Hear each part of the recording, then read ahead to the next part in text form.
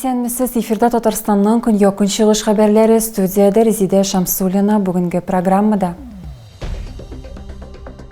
Батыр егетләр булганда берни куркыныч түгел. Әлмәт сугышчысын хәрби батырлыгы өчен Суворов медале белән бүләкләделәр.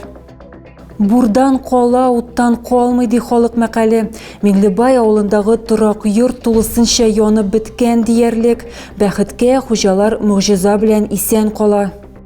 Тән һәм җан белән чистарыну өчен изге суда коену, Әлмәттә православие динен тотучылар Хашману бәйрәмен билгеләп үттеләр.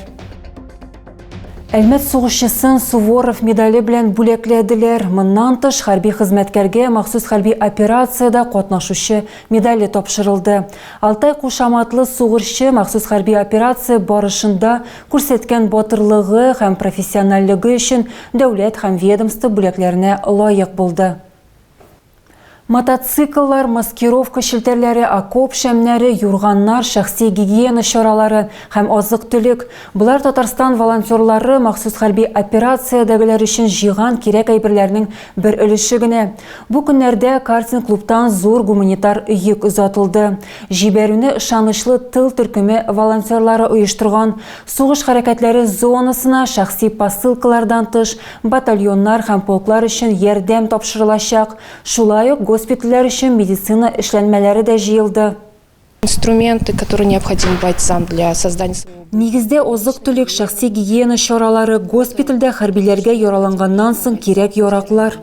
Госпитальдән тыш тартмаларда һәм капчыкларда батальоннар һәм полклар өчен гуманитар ярдәм. Аны Әлмәт районы штаблары волонтерлары гына җыймады. Игелекле эшкә Бөгелмә районы, Алабуга, Кама аланы һәм Түбән Кама иреклеләре дә кушылды. Алар шулай ук шәхси посылкаларда китергәннәр, аларны машинага беренчеләрдән булып төяделәр. Гуманитарную помощь собираем периодически.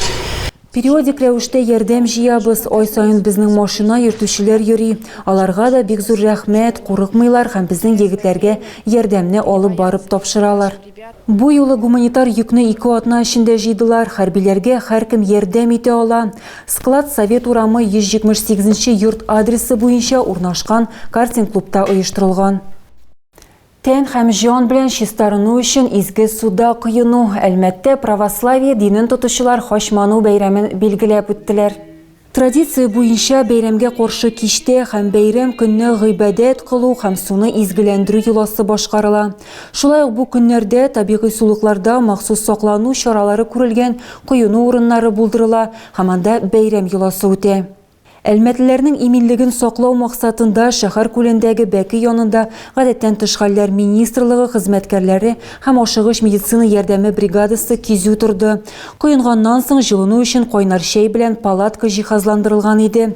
Әлмәт районында рәсми рәвештә 2 махсус коену урыны көйләнде: шәһәр пляжында һәм Ямаш авылында. 3D принтерда эшләүдән башлый, ә хәзер квадрокоптерлар, машиналар һәм самолетлар җыя. Гадел Нуруллин Кванториум технопаркы укучысы. Балаларның уйлап табулары көнендә малай безнең төшерү төркеменә транспортка карата кызыксынуы каян килгәнлеге һәм тәҗрибә уңышлы булмаганда ни эшләргә кирәклеге турында сөйләде. Этот квадрокоптер был полностью собран с нуля. Бу квадрокоптер тулысынча җыелган: карбон рамасы, моторлар, камера, видео тапшыргыч һәм GPS. Ул элемтә яки идарә югалган очракта өйгә кайтару өчен кирәк. Квадрокоптер 15 яшьлек Гадел Нуруллин уйлап тапкан җайланмаларның берсе. Кванториум балалар технопаркына ул 7 ел йөри. Яшь инженерның кызыксынуы 3D принтерда эшләүдән башлана, аннары суднолар һәм самолетлар модельләрен җыярга өйрәнә. Хәзер аларны мөстәкыйль рәвештә сынап карый. Һәм әгәр дә сынаулар уңышсыз уза икән, Гаделнең бу очракка үз кагыйдәсе бар. Сломалось, надо двигаться дальше, делать новое. Ватылса алга таба барырга, яңаны эшләргә, җыярга, бастырырга, тукталырга кирәкми. Яшүсмернең мавыгуы әлегә хобби гына, әмма егет инде бүген үк аны киләчәктә дә кулланырга уйлый. Но спорт мне не особо симпатизировал, так как... Спорт миңа бик ошамады, чөнки минем өчен бу бик зур йөкләнеш, ә самолетларга күңелем ята. Шулай хәрби юнәлешне сойларга һәм моның белән алга таба шөгыльләнергә уйлыйм. Технопаркта перспектив юнәлешләр җитәрлек дип сөйли педагог Ренат Җиһаншин. Бүген аның 5 төркеме бар, һәрберсендә 15 бала. Шуларның 3-се аэроквантум буенча һәм 2-се суда модельләштерү буенча шөгыльләнә. Специфика работы кванториума вообще заключается в том, чтобы научить детей. Кванториумның эш үзенчәлеге кешене мөстәкыйль эшләргә өйрәтүдән гыйбарәт. Беренче айда һәр этапны җентекләп аңлатабыз, аннары балалар мөстәкыйль уйласыннар өчен биремнәрне арттырабыз. Кабинетларның берсендә егетләр вакытларын күбрәк үткәрәләр, чөнки 3D принтерда басылган материалларны көтәләр. Технопарк тәрбияләнүчеләре һәм педагоглары бер зур гаилә кебек. Алар бергә төрле проектлар өстендә эшлиләр. Технопаркта төрле белгечлекләр буенча барлыгы 1380 бала белем ала. Бурдан кала, уттан калмый ди халык мәкале. Миңлебай авылындагы торак йорттан бер нәрсә дә калмаган диярлек. Бәхеткә хуҗалар мөгъҗиза белән исән кала. Моннан тыш янгынның башка йортларга да күчү куркынычы булган. Миңлебай авылының Кәрими урамында урнашкан йорт янгыннан соң менә шундый хәлдә. Тәрәзә капкачлары кыйшайган, түбәсе күмерләнгән, шәхси әйберләре ярым янган, һавада авыр янган ис аңкый. Янгын кичке 4-тә башлана. Зыян күрүчеләрнең дуслары сүзләренчә, йорт хуҗасы бу вакытта йоклый, ә хатыны һәм баласы ишек алдында була. Ут күреп, хатын-кыз янган йортка ташлана һәм ирен уята. Ир-ат ялкынны сүндерергә тотына, ләкин ул бик тиз тарала. Я друг хозяина. Мин хуҗаның дусты, без бер авылдан, минем әти-әнием моннан. Энем шалтыратты, ул шәһәргә барырга чыккан. Янгынны күреп миңа хәбәр итте. Мин җыендым да шунда ук килдем. Хуҗаны күршеләрдә таптык, ул трикодан гына иде. Янгын сүндерүчеләр килүгә ут тулысынча бинаны чолгап алган иде. Барлык әйберләре дә янып бетә. Киемнәрдән алып документларга һәм хәтта машина ачкычларына кадәр. Ялкын мунчага һәм машиналарга гына күчеп өлгерми. Гадәттән тыш хәлләр министрлыгы хәбәр иткәнчә, утны мөстәкыйль сүндерергә тырышканда 44 яшьлек йорт хуҗасы пешкән. Шаһидлар сүзләренчә, ир-ат җиңелчә зыян күрә. Ему моментально помогли. Аңа шунда ук беренче ярдәм күрсәтәләр, хастаханәгә ул ятмый. Янгыннан зыян күрүчеләр хәзер шәһәр фатирында яшиләр. Беренчел фаразлар буенча ут чыгуның сәбәбе бүлмәдәге кыска ялганыш. Шәхси торак йортларның, шәхси гаражларның һәм каралты кураларның янгын куркынычсызлыгы өчен аларның хуҗалары җаваплы. Бу хакта Әлмәт районының күзәтчелек эшчәнлеге һәм профилактик эшчәнлек бүлеге белгечләре искә төшерә. Чтобы предупредить пожар в своем жилище и избежать тяжких последствий, необходимо помнить. Үз йортыңда янгынны һәм аның куркыныч нәтиҗәләрен булдырмас өчен киләсе кагыйдәләрне истә тотарга кирәк.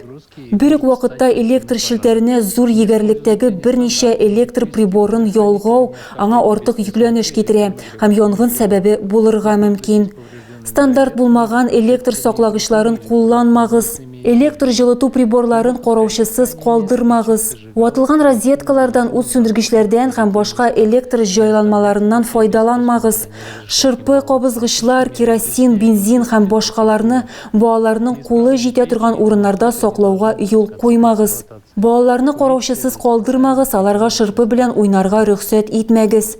Төзек булмаган мишләр һәм төтен юлларыннан файдаланырга ярамый. Тәмәкене махсус билгеләнгән урыннарда тартырга кирәк. Бер кеше операциядан соң Ленин урамындагы 137-нче йорттагы фатирга эләгә алмаган, сәбәбе ватылган лифт. Шәһәрнең башка микрорайоннарында да мондый проблема бар. Йортлар Әлмәтнең төрле почмакларында урнашкан булуга карамастан, аларны бер хезмәт күрсәтүче оешма берләштерә. Поднимаемся пешком. 9-нчы катка җәяү менәбез, чөнки лифт 18-ннән шимбәдән бирле эшләми. Һәм бу әле иң куркынычы түгел. Ленин урамындагы 137-нче йортта лифт белән төзексезлекләр аркасында хастаханәдән соң кеше фатирга эләгә алмаган. Ко мне привезли родственника после операции. Минем янга йөрәгенә операциядан соң туганымны алып килделәр, һәм без аны күтәрә алмадык, чөнки лифт эшләми. Операция ясаганнан соң yükleniş булдырырга ярамый. Нәтижеде аны башка адрес буенча туганнарына илтергә туры килгән. Планлаштырылмаган фитнес белән автомобильчеләр урамы 5нче йортта яшәүчеләргә дә шөгыльләнергә туры килә. Чөнки лифт еш ватылып тора. Алай гына да түгел, көненә берничә тапкыр. Вот я зашла в 9 утра. Менә мин иртәнге 9-да кердем, юк, сәгать ярым элек. Лифт эшләми. Без әле генә иптәш кызым белән бу хакта сөйләштек. Лифт әле ватыла, әле кабына. Алар зорланалар, ләкин нәтиҗә юк. Если раньше у нас лифт ломался условно раз в неделю, Элек безнең лифт атнага бер тапкыр ватыла иде, хәзер көненә бер яки берничә тапкыр. Безнең монда яшь әниләр яши.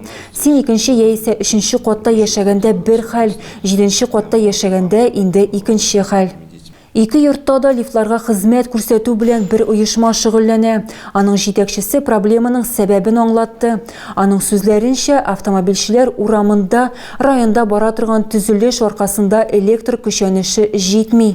Чаралар инде кабул ителде һәм башка кыенлыклар булырга тиеш түгел. Ленин урамында урнашкан 137нче йортның лифтына килгәндә, монда еш ватылуларның сәбәбе кабинаның яше. Аның өчен запас частьләр табу бик кыен. 2026 елда бу лифтны алыштырачаклар. Кичә көндезге сәгать 3 тирәсендә аны эшләтеп җибәрделәр.